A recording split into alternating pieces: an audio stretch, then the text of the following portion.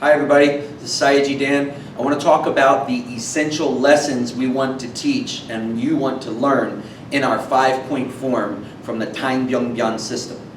Now, the essential things I want you to learn are some new techniques and 2 theories or philosophies. Now, the new techniques I want you to learn is one is the T stance. If I get into an H, modified shallow H stance, and then I turn this foot out 90 degrees, I'm now in a T stance facing this way. That's a T stance, okay? I got one toe turned out, one toe turned in. I'm on my line, okay? I can bring it in towards a cat, that's a T. I can step out deeper into a T. I can shift my weight forward into the T.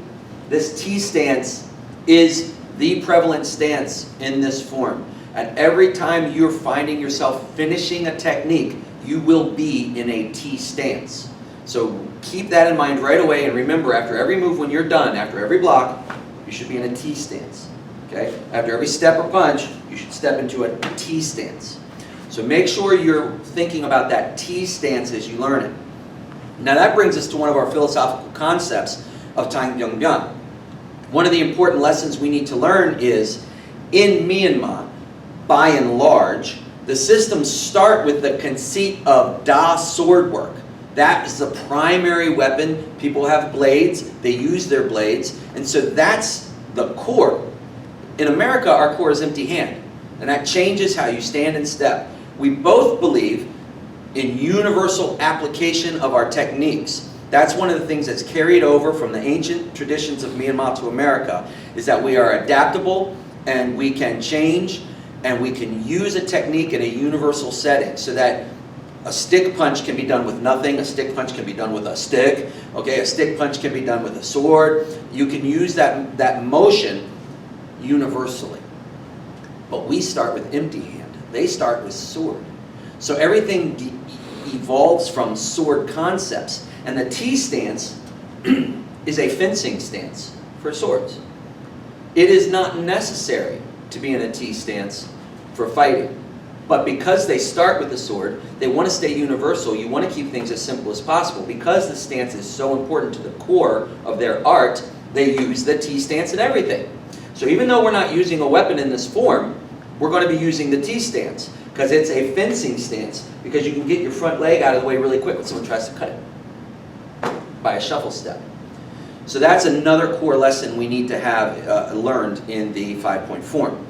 Now, another thing we want to do technique-wise is there's a kick that's very prevalent in Myanmar that is a front kick, but the front kick comes from a chambered across your leg, and you're kicking with the top of the foot and shin this way, okay? And so you chamber it and you kick out this way, all right? We're going to work on that move. It's across, and it's almost like a reverse roundhouse kick, where you're kicking this way with your one foot, or this way instead of around and in. It's a snapping kick. It's a power shot that can hit in here, can hit here, and you'll see that when we do it in the form, we'll have a high-low block, but it's not actually a block, and I'll explain that to you later in the application of this form. So you want to make sure that you know that you're doing T stances. That's new. You're doing a inside front kick or inside roundhouse kick. I'm not really even sure the technical term for this kick, but it kicks inward like that. Okay? So you're going to be working on that. And then the last thing we want to do is we want to talk about the lekamong. A lekamong exists in a lot of different applications in Myanmar. They use it in Letway as part of their dance, and that's probably where it's most famous and most prevalent. But in this form, there will be a moment where you pull back and you pull up into a crane with that foot turned in, and your hand in TBB, they put their hand under their arm right here. And then traditionally in Letway, they'll put their hand here. Okay? And I was taught that in Letway, that's a masculine position and this is a feminine position. But in TBB, they put their arm here. So as you go into there and you put your arm here, you're going to put your elbow down against your body and raise your hand up and cup it. And what you're going to do is you're going to slap your elbow 3 times.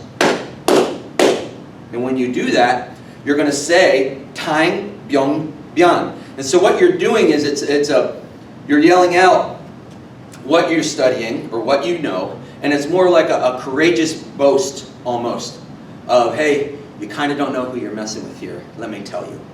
Okay? And so it's a prideful exclamation of your skill set, designed to intimidate your opponent.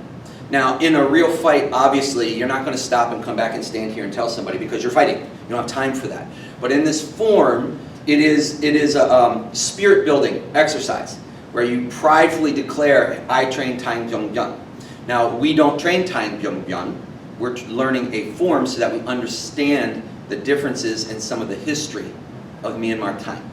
Okay? But you're going to do it. You're going to step back, you're going to put your hand under your arm, you're going to put your elbow down, you're going to cup your hand up here, and you're going to bring your foot up as high as you can, and you're going to say, Taing Byung Byun, before you finish the form. So you have to learn how to say Taing Byung Byan, and we'll get into that later too. Those are the essential lessons for the 5-point form. Let's get learning.